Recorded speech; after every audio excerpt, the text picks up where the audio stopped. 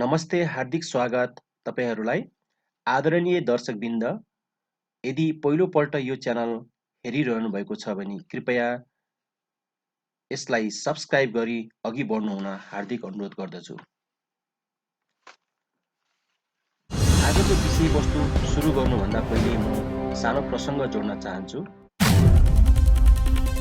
म कामको सिलसिलामा युनाइटेड अरब इमिरेट्समा रहँदा एउटै कम्पनीमा काम गरेको एकजना भारतीय आएर लड्डु दिँदै मलाई ह्याप्पी इन्डिपेन्डेन्स डे भन्यो। मलाई पनि तपाईहरूको इन्डिपेन्डेन्स डेमा लड्डु खुवाउनुपर्छ भन्दा मैले उहाँलाई हामी इन्डिपेन्डेन्स डे होइन एकता दिवस युनिटी डे मनाउँछौँ भने। हामी कसैको अधीनमा नरहेको र हालसम्म पनि स्वतन्त्र देशकै रूपमा रहेको बुझाउन समय लाग्यो। उसले विश्वासै गरेन। त्यही प्रसङ्गमा पाकिस्तानी बेलायतीसँग पनि दोहोरियो।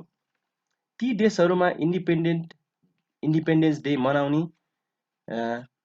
बडो धुमधामका साथ राष्ट्रिय अन्तर्राष्ट्रिय रूपमा मनाइदो रहेछ। तर विडम्बना हाम्रो देशमा एकता दिवस मनाउनु र स्वतन्त्र देशको नागरिकको रूपमा संसारभरि शिर ठड्याउनुको साटो राजनैतिक प्रदूषणले एकता दिवसको महत्त्व नदिएको देख्दा साह्रै दुःख लाग्यो। हाम्रा पुर्खाले बलिदानी दिएर आर्जन गरेको ख्याति हामी भनी धर्म, जात, सम्प्रदाय, भूगोलको आधारमा व्याख्या गरेर यसको वास्तविकतालाई अङ्गीकार नगर्नु बडो विडम्बनाको विषय बनेको छ।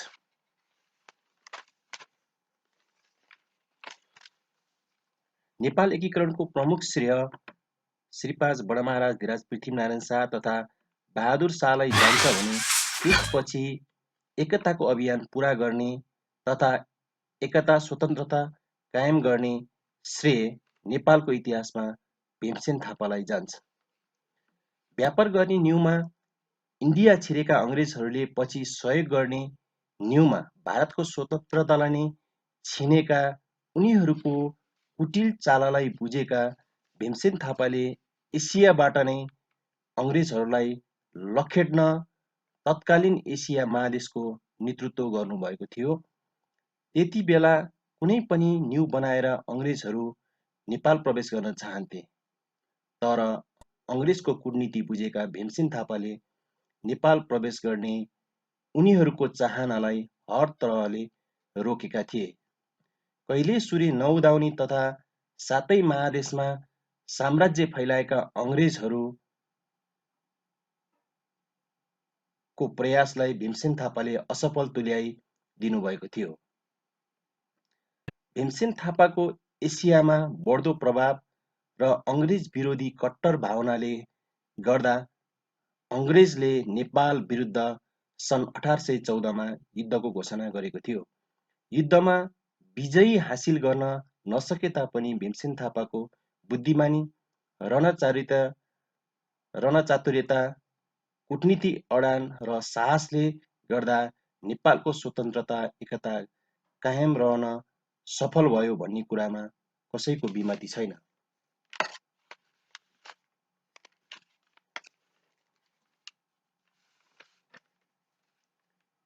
एसियाबाट नै अङ्ग्रेज लखेड्ने प्रणका साथ तयारीमा जुटेका भीमसेन थापाले नेपालमा सर्वप्रथम सैनिकहरूलाई आधुनिकीकरण गर्ने कार्यको थालनी गरेका थिए। सेनाको नियमित तालिम, कवाचका साथै ब्यारेक निर्माण जस्ता कामहरू उहाँकै पालामा भएको थियो। सेनालाई व्यवस्थित, सुसङ्गठित र शक्तिशाली बनाउन तत्कालीन समयमा फ्रान्सबाट सैनिक विशेषज्ञ र प्रविधि नेपाल भित्र्याउनु भएको थियो। देशभक्त र राष्ट्रिय भावनाले ओतप्रोत नेपालका महान सुपुत्र भीमसेन थापाको पालामा कैयौँ रचनात्मक र सृजनात्मक कदमहरू देशलाई समुन्नत बनाउन चालिएका थिए। उहाँको निडर, निर्भीक, स्वाभिमानी र महान सोच, देशभक्ति देखेर नै तत्कालीन समयमा भारतका अङ्ग्रेज शासित राज्यहरूले अङ्ग्रेज विरुद्धको मोर्चामा नेतृत्व स्वीकारेका थिए। र चीनका माओले समेत उनको मुक्त कण्ठले प्रशंसा गरेको पाइन्छ। तत्कालीन नेपाल अङ्ग्रेज युद्धमा नेपालको सहयोगको भावनालाई अस्वीकार गरेर स्वतन्त्रता गुमाउन पुगेका तत्कालीन भारतका पन्जाब, महाराष्ट्र लगायतका राज्यले पछि उहाँको नेतृत्वमा अङ्ग्रेजलाई धपाउने नीतिको अनुसरण गरेका थिए। यस्ता महान व्यक्तित्व भीमसेन थापा सन् 1775 अगस्टमा गोर्खाको बोर्लाङमा जन्मिनु भएको थियो। राजा रणबहादुर शाहको सल्लाहकारको रूपमा सुरुमा उदाउनु भएका भीमसेन थापाले आफ्नो प्रधानमन्त्रीत्व कालमा नेपालको सिमाना पूर्वमा टिस्टा र पश्चिममा सतलज नदीसम्म पुर्याउनु भएको थियो। सन् 1806 देखि 1837 सम्म शासन गर्नुभएका प्रधानमन्त्री भीमसेन थापाले नेपाल अङ्ग्रेज युद्धमा नेपाल फसेपछि सुगौली सन्धि गर्न बाध्य भई 1/3 भूभाग गुमाउनु परेको ठुलो पीडाले गर्दाखेरि उहाँले अङ्ग्रेज विरुद्ध यो खालको कदमहरू चाल्नु भएको थियो। सन् 1814 देखि 1816 सम्म नेपाल अङ्ग्रेज युद्ध, जसलाई एङ्ग्लो नेपाल वार पनि भनिन्छ, यस युद्ध भए तापनि 1/3 भूभाग घुमे तापनि देशको स्वतन्त्रता सार्वभौमसत्ता कायम गर्न सफल हुनुभएको थियो।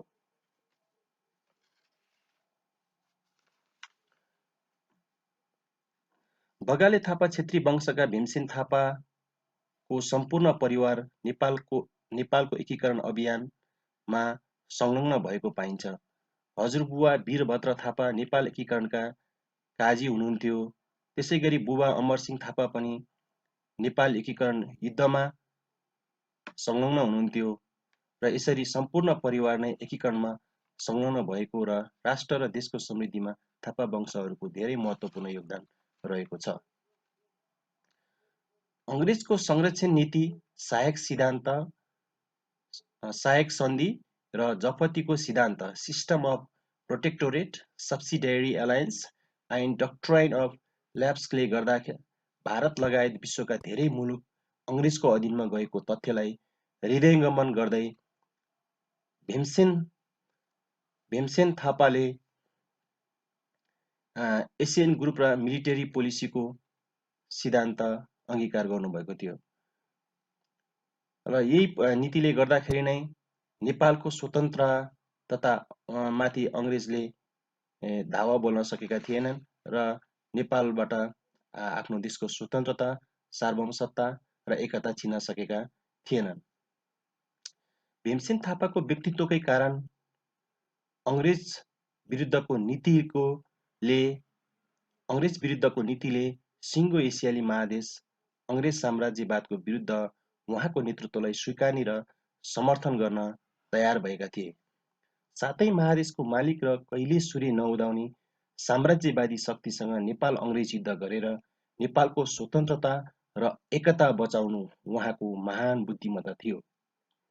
यसबाहेक विभिन्न सामाजिक सुधारका कार्य, आर्थिक सुधारका कार्य, प्रशासनिक सुधारका कार्य, सेनाको आधुनिकीकरण, धरहरा निर्माण जस्ता विविध कार्य गरी नेपाली समाजलाई ठुलो योगदान पुर्याउनु भएको थियो। यस्ता महान सपुतको विरोध गर्ने, लाञ्छना लगाउने श्री 5 बडमारा धिराज पृथ्वीनारायण शाहलाई राष्ट्रिय एकताको प्रतीक नमान्ने, एकीकरण दिवसको विरोध गर्ने, राष्ट्रघाती, देशको स्वाभिमान बेचेर धन कमाउने दलाल देशद्रोहीहरू पनि हाम्रो देशमा रहेका छन्। भीमसेन थापाको प्रभावशाली छविकै कारण अङ्ग्रेजहरू उहाँसँग निकै डराउँथे। भीमसेन थापाको पतनमा मुख्य हात रहेका राजा राजेन्द्र विक्रम शाहले समेत भीमसेन थापाको मृत्युपछि आफ्नो गल्ती स्वीकारी भीमसेन थापाको ठुलो अभावको महसुस गरेका थिए। नेपाल अङ्ग्रेज युद्ध पश्चात एसियाबाट अङ्ग्रेज धपाउ अभियान चालेका उहाँको कदमलाई भारतका रजौटा, चीन लगायत देशको समर्थन रहेको थियो। उहाँको विषयमा राजा रणबहादुर शाहले म मरी मुलुक डुब्न्या छैन तर भीमसेन मर्यो भनी मुलुक डुब्न्या छ भन्नुभएको थियो। नभन्दै उहाँको अवसानपछि हाम्रो मुलुकले धेरै ठुलो क्षति बेहोर्नु परेको थियो।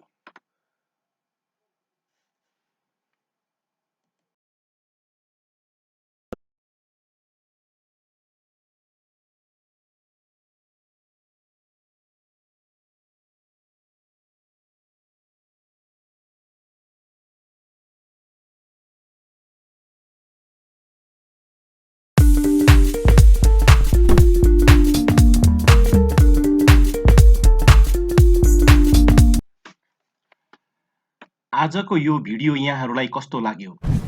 कृपया कमेन्ट बक्समा गएर कमेन्ट गरिदिनुहोला। आगामी दिनमा यस्तै सूचनामूलक, सन्देशमूलक, उपयोगी भिडियो ल्याउने बाचा गर्दै च्यानललाई लाइक, सब्स्क्राइब गरी थप हौसला प्रदान गरिदिनुहोला। यस च्यानललाई अहिलेसम्म लाइक, सब्स्क्राइब नगर्नुभए कृपया अन्तिममा लाइक, सब्स्क्राइब गरिदिनुहोला भन्दै यहाँहरू समक्षबाट अहिलेलाई बिदा लिन्छु। हवस्, नमस्ते।